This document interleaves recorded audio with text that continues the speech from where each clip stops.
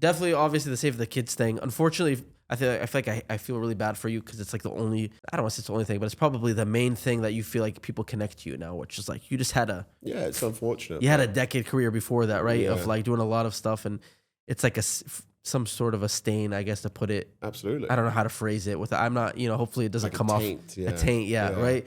So clearly, from your perspective, it was a very rough thing for you, right? Bro, that was crazy. I guess to just lay the context for me, like for FaZe, this was a huge.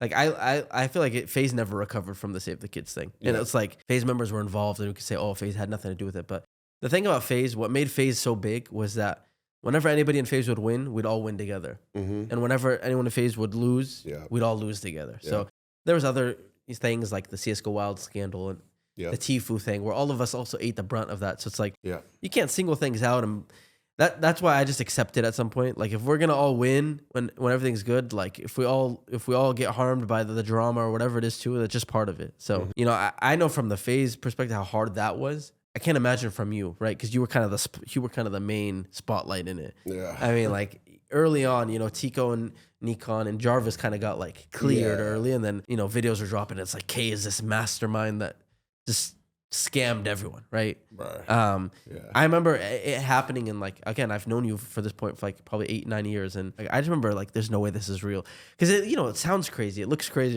There's no way this is what it seems like.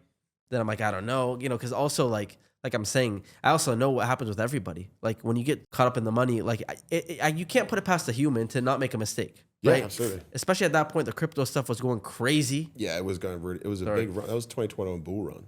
Everybody was making stupid money on all these coins and NFTs. So it's like, I'm kind of going. When I saw it, I didn't believe it. Then I'm like, actually, I don't know, because like anything could happen. We're all human, and like you see money, and it's just like it's so easy without thinking things through. Especially when we're like you landed in the airport, you flew back same day. Yeah, exactly. That's how our brains are. We just go without much planning or thinking. And I saw it back then though, like especially those early ones. I was like, oh, it's just like a brand deal. Yeah, like, that's kind of the way I saw it. Obviously, extremely wrong. Yeah, well, it was never like I had the intent. It's never like I was like, oh, I'm about to steal money from people. Like what? Like, there's no way I was thinking like that. No, so and then for me too, when I saw Jarvis in it, that was put everything aside. I'm like, there is no way K would throw Jarvis into this. Brother. So can you? I know you've probably. I'm sorry, I don't know how much you want to talk about. I'm sure you hate this subject. Anything you want to ask me, I'll answer. But like, I think it would be good because again, even like people don't, even me, to be honest with you, I don't even know the full story. Oh really? Like I've obviously, I don't know. I didn't watch the hour long. There's a lot of stuff that happened after all the videos. There is, and like I know you early on, like you posted a video that your lawyers kind of told you to post, and then you ended up doing a more detailed video, and there's the third parties that were involved. But yeah, can you like give it from your perspective, like from the beginning, I guess? Okay. Oh yeah.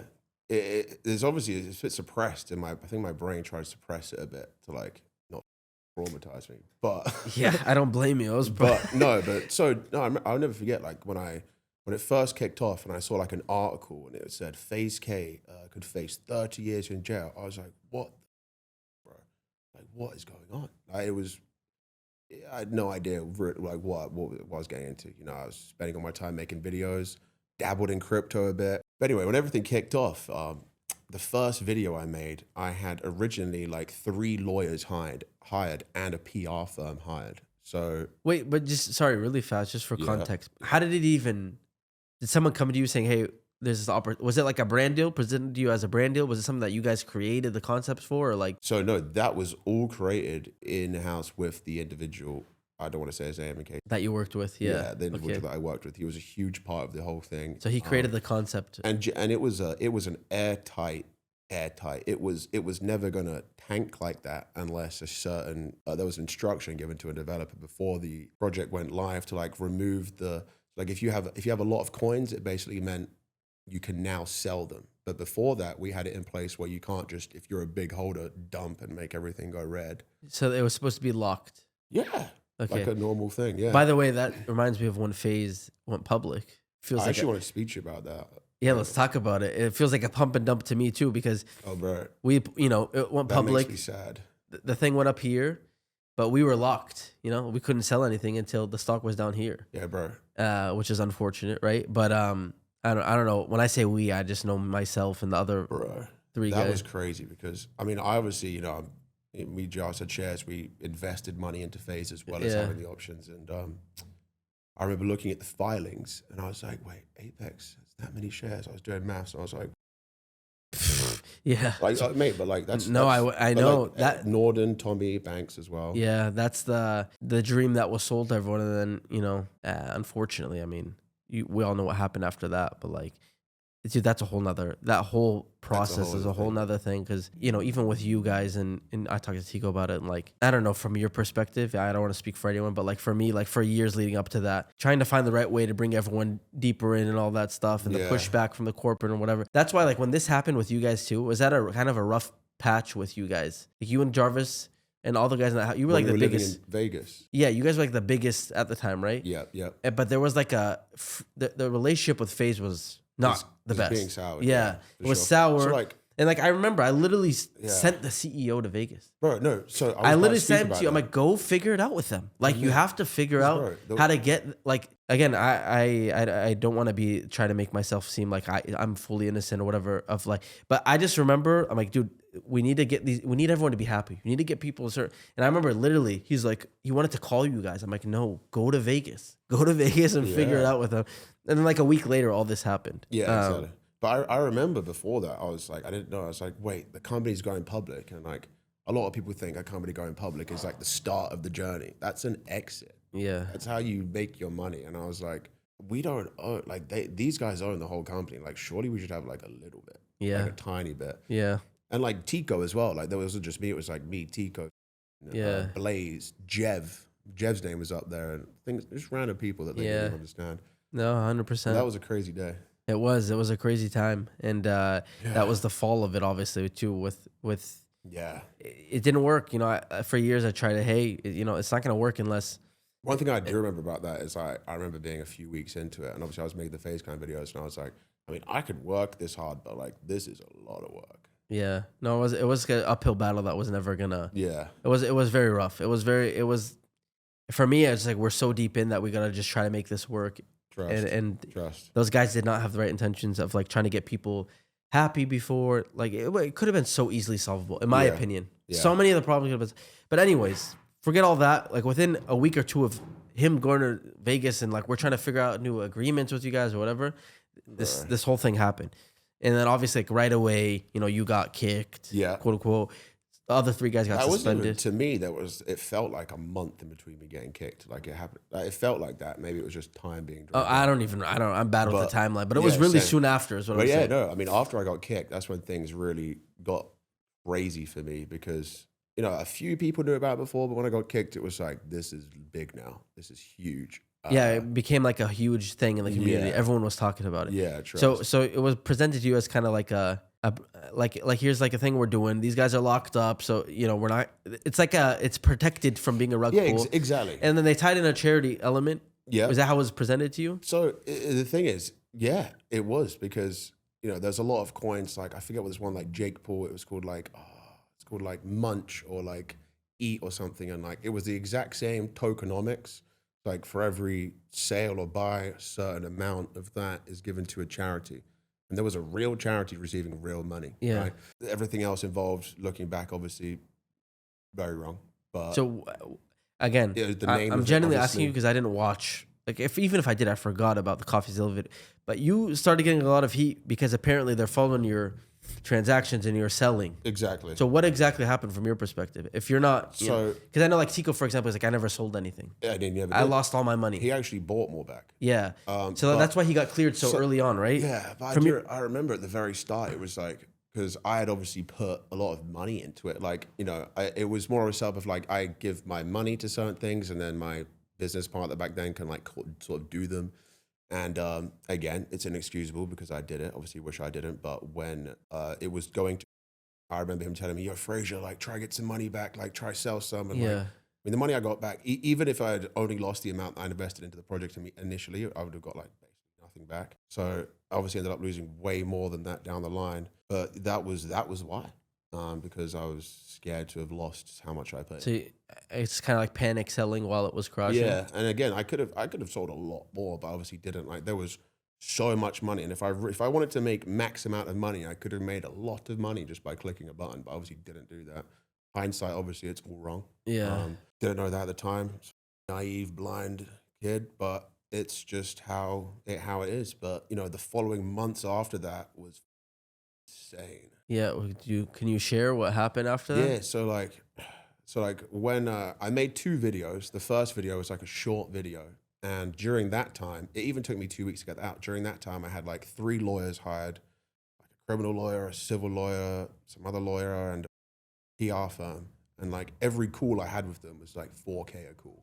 Because of how many so people crazy, bro. But like these guys are telling me, these lawyers, these first lawyers I had were like, yeah, like, you know, you're not going to be able to post a video for 3 years. We can't talk about this for 3 years. You've got to stay under wraps and just kind of hope the US government doesn't come chasing after you. And I was like, what? That is not an option. Yeah. Like, I'm making a full video. Yeah. Like, you don't understand. This PR guy was like, no, I know PR. And I was like, no, you don't know how the phase community works. Like, I need to say something. Yeah. And so I was like gagged for a long time. And it was a big decision for me because my mum was so, you know, bless her, so involved and helping me out. When I realized these lawyers weren't going to let me do anything, I fired them all.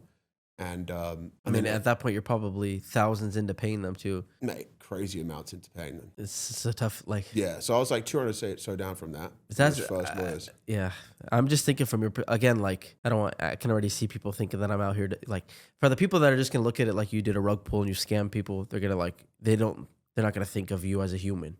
But like, you know, you just explained a little bit of the perspective. I know you ended up paying everyone back too, which we'll get to at the end of this, I'm sure.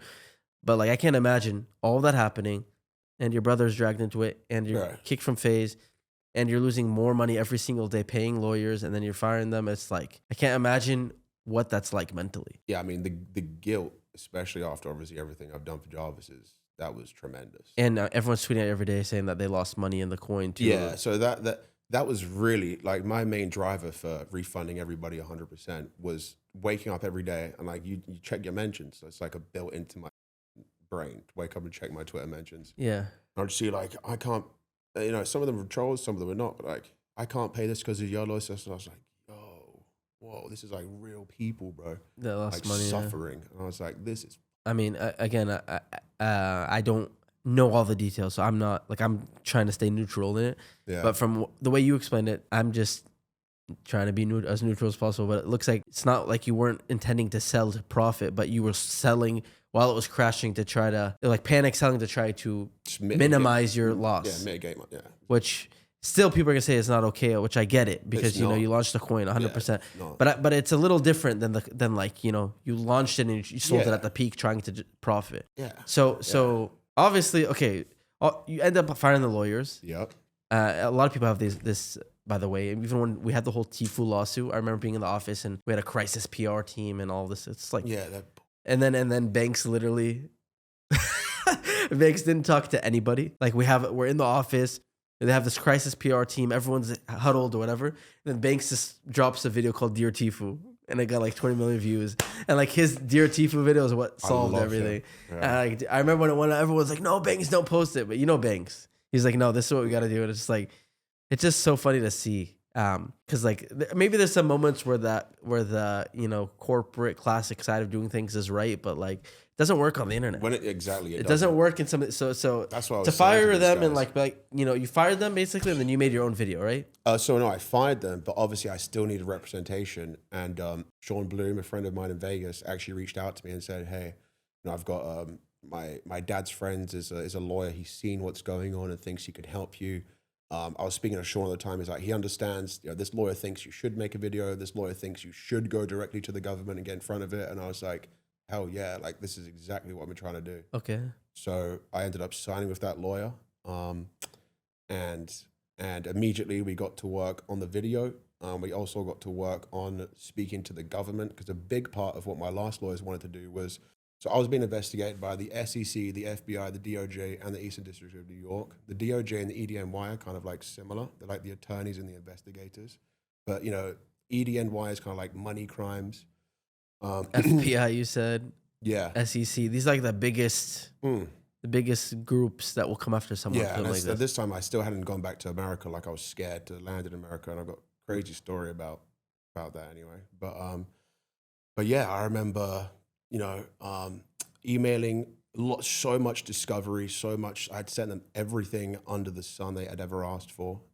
Lots of details. Your old lawyers kind of wanted to avoid and hope they didn't catch you, but exactly. You guys went straight to them. An email. Yeah, okay. Like we approached them. I think one of the SEC may have approached me at first, and we responded to their letter and got out in front of it. Then there was one day where I was on a call with all of them. There was like 2 FBI agents, 2 SEC, 2 DOJ, EDNY attorneys, or whatever the investigators. So it was like 12 of them, and then me and my 2 lawyers on the call. It was the most intense call of my entire life. I basically was a call where it was like, anything you say has to be a truth, right? It was like this like under oath sort of thing, right? Yeah. So I did this insanely long call, 2.5 hours. And the conclusion after that call was the case being closed. It took a few months to get the final conclusion and the letters signed off from the agencies and stuff, stating that the case is no further investigation, closed, whatnot. But that was the result. The SEC were the first to do it. A really big factor for that I had told my lawyers I'd done, but like they basically, if you pay somebody back, it's like an admission of guilt. And I was like, well, really? Yeah. And that was why my first lawyers were saying, you can't pay anybody back. And I was like, you don't understand. I'm paying these people back, like whether you like it or not. So my second lawyer, the one that's helping me out, was in agreement with it. So me and my best friends from England that I trusted, really good at maths, downloaded like this whole spreadsheet of the thing. And I set up an email and had hundreds of people email me. I mentioned it in the video. I was like, if you lost money on Save the Kids, email this email, send me your wallet, and we'll send you back 100% of what you lost. There's hundreds of emails put into a spreadsheet. It was a mad calculation, but every single person that's emailed and also still emailing has been refunded 100%. To this day, people still email? Yeah. I mean, about 7-8 months ago, I think I refunded like an extra 100, 200K. How much do you think you refunded total? The price of BNB, which the currency was in, is fluctuating, but I'd say about $500,000 or so. And that's all. Like, it wasn't the biggest project, but still, it's like as long as everybody is. And that's all out of your pocket. Yes. And that's with the money that you lost. Like, it's not from your original money. That's all new money out of your pocket. Yeah, absolutely. But like, it was again going back to, and then I wouldn't wake up and see tweets of people saying I lost money because of you. And if I did, I'd DM them, and then they ended up being a troll. And like I realized how many were trolls. Oh, really? Like they didn't actually have a wallet. So I'm sorry, I'm just trolling. Oh my god! And then some of them like, I can't feed I'm a single mom. You know what I'm saying? Like when they go crazy with the troll. But there's like real ones too. Exactly. That's the problem. Yeah. Exactly. But no, I obviously had them all paid back, and that was the biggest factor for the SEC, right? The SEC being people that protect the public's interest. So everybody in the public being paid back. When I told them that on the call, I remember them question. It was like, so Fraser, like, these headlines are different. How much money do people lose? And I was like, well, 0, because I've paid them back. And they were like, wait, what? And it was a kind of a moment of silence on this call. And I think they've realized I'm not here to take them like money. Yeah. So it's going to make it right. And that's the opposite of what your lawyers told. Your lawyers said if you pay them back, you're going to be admitting that you're guilty. The original lawyers did, yes. It was like a huge admission of guilt. And I was like, well, how are these people going to get whole anyway? It was a crazy. There was no solution with the first group of lawyers, except hide. Literally, they told you hide off the internet for 3 years. Yeah, which is like that's an admission of guilt. Wait, bro. To not make a video and not talk feels like more of an admission of guilt. Exactly. Yeah, exactly. But yeah. So what you said you were scared to fly into America? Yeah, I mean, so I was actually on vacation one time with Jarvis, and it was my first time flying to America. And this is one thing I just have to check with my lawyer. I'm sure it'll be fine for me, so I'm just saying anyway. I'll send it to you. Yeah. So I hadn't even told, my lawyers had given me permission to go back to America. And I booked a flight to land in New York. And my lawyer called me up and goes, yo, Fraser, you just booked a flight to the United States? And I was like, yeah. Like, how do you know that? And he was like, the FBI just called me saying they saw you booked a flight and want to meet you at the airport. And I was like, yo. Bro. Oh man! Like, mate, I'm tripping out, bro. Yeah. But he my lawyers said respectfully, Frazier would not like to meet in the airport. And still to this day, if they ever would like my help, I've said to them through my lawyers, I would be more than willing to do that. If they need to ever understand some sort of thing they don't get, I'll help them out. But I didn't meet them at the airport. I thought that'd be kind of crazy. Yeah. But, you know. But they didn't. But that was nuts. Like, I got flagged in like a system and they called my lawyers up, bro. Like, yeah, you're like a most wanted list. I'll never forget landing in America that time. I was like, you're probably terrified, huh? Terrified. So in your video, from what I remember, most of your video seemed like it was, I don't want to say pointing the finger because maybe it's completely accurate, but most of the blame that you put on your partner because he kind of swindled you is my understanding. Absolutely. Is that the case, or do you feel like you also made mistakes? No, I mean, I definitely made mistakes. I would, take accountability for whatever I have to take accountability for, right? Like, I the big up of my whole life. That being said, but even when you say that, what is that? Is that just trusting the project? Trusting the project, trusting the guy. Because again, being like, making all this money from these crypto brand deals before it, I was like, wow, there's so much money. And like, he was like, yeah, if we just have our own one, it's like, we own it. Okay. And like, it's all this. I was like, well, okay, like let's do it. Yeah. He was also getting paid a lot of money for crypto brand deals back then as well. Is he allowed in the U.S.? No. I've heard stuff that he's not allowed in the U.S. anymore. I mean, bro, no. He escapes, right? That guy's not allowed in America, bro. That's insane. I saw Action Man, a streamer, tweeting about that recently. But yeah, he's banned. I don't want to say for what reason, but he's not coming here. And if he is, he's got a very good lawyer. I think part of it, maybe like you said, the brand. There's a lot of people making so much money on crypto. Yeah, that's why a lot of people throw money in meme coins and stuff. Because you're just like, if everyone's making, like, you feel like you have to get in. Yeah, maybe people lost money. So you had some brand deals you did before that, and then you did this. But I guess your intent, though, obviously you wanted to make money off the coin in some capacity when you launched it, of course. Exactly. But I think you truly believed that it was going to help charity and it was going to be like absolutely. I mean, technically it did, but not to the extent we obviously would want it to. And having the whole other aspects involved in it, as dumb as it sounds, I've learned obviously you can't do that. Yeah. Right? But no, I was extremely influenced by that individual back then.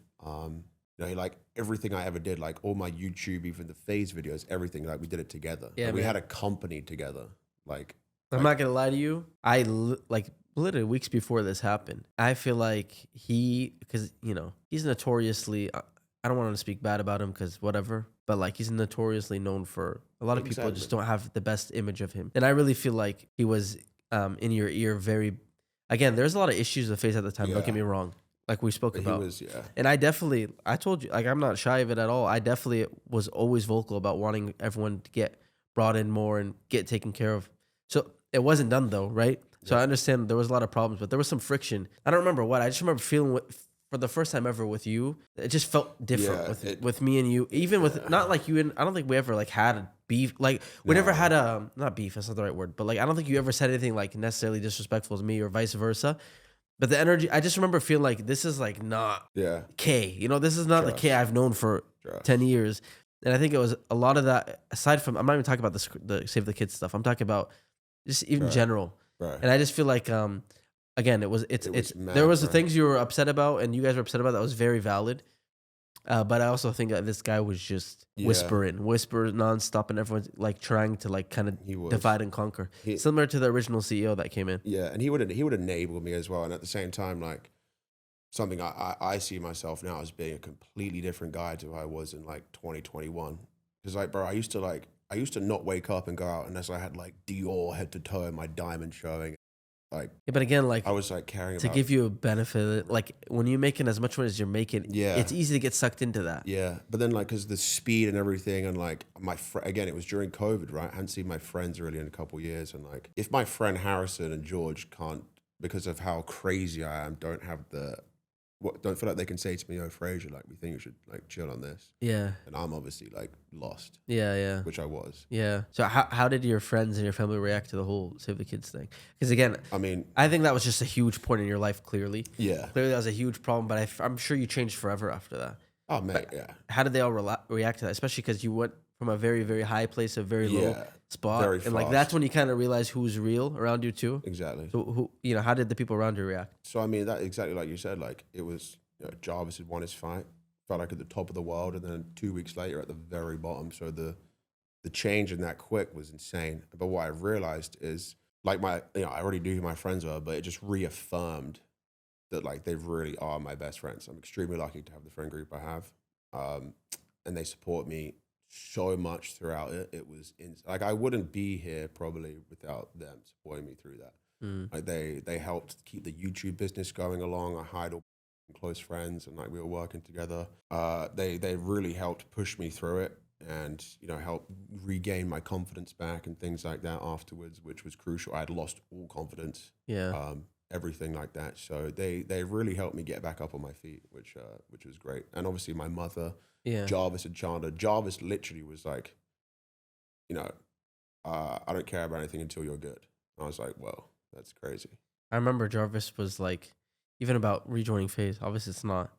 I actually never expected him to join FaZe because I knew he was going to have the reaction he had, but right? Like, Jarvis was cleared. Yeah. And at that time, FaZe was very corporate also, where it's just like, the whole, you had to suspend and do an investigation. And not about this specifically. Obviously, this deserved an investigation, the Save the Kids thing. But like, FaZe was a very...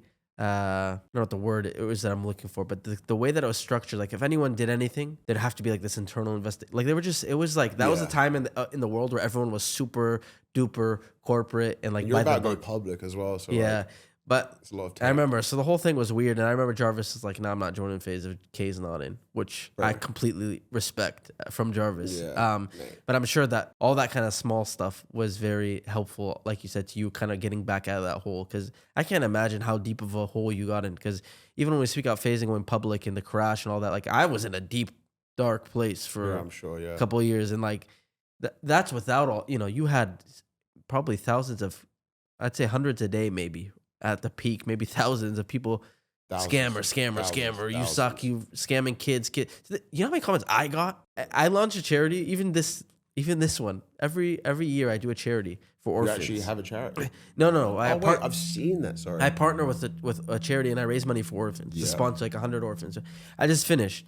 To this day, every comment, save the kids, another save the kids. Like, really? Yeah. Like, people. Now it's maybe more of a meme, but early on, like, anytime I post anything, it's like I'm scamming. And I had, I obviously had nothing to, like, FaZe, again, like I spoke about, FaZe was connected, but like, so I can't imagine your perspective. And I can't imagine the thousands of people that came at you every day. It's like, to get out of that hole must have been crazy. So like you said, and shout out to your family and your mom for being there and helping you through it. And, it's cool that you were able to pay everyone back. I'm sure you feel happy knowing. I don't even know if people know that. That's why I was like, I wanted you to tell that too, because like, that's like a... Yeah, I mean, everyone's paid back 100%. And if there's still more people to pay back, they can email me. They'll email us. I think that is a big part of the story, that clearly that's how the internet is. People don't care to report on that part of it. They're not gonna. It's been a few years anyways, but like,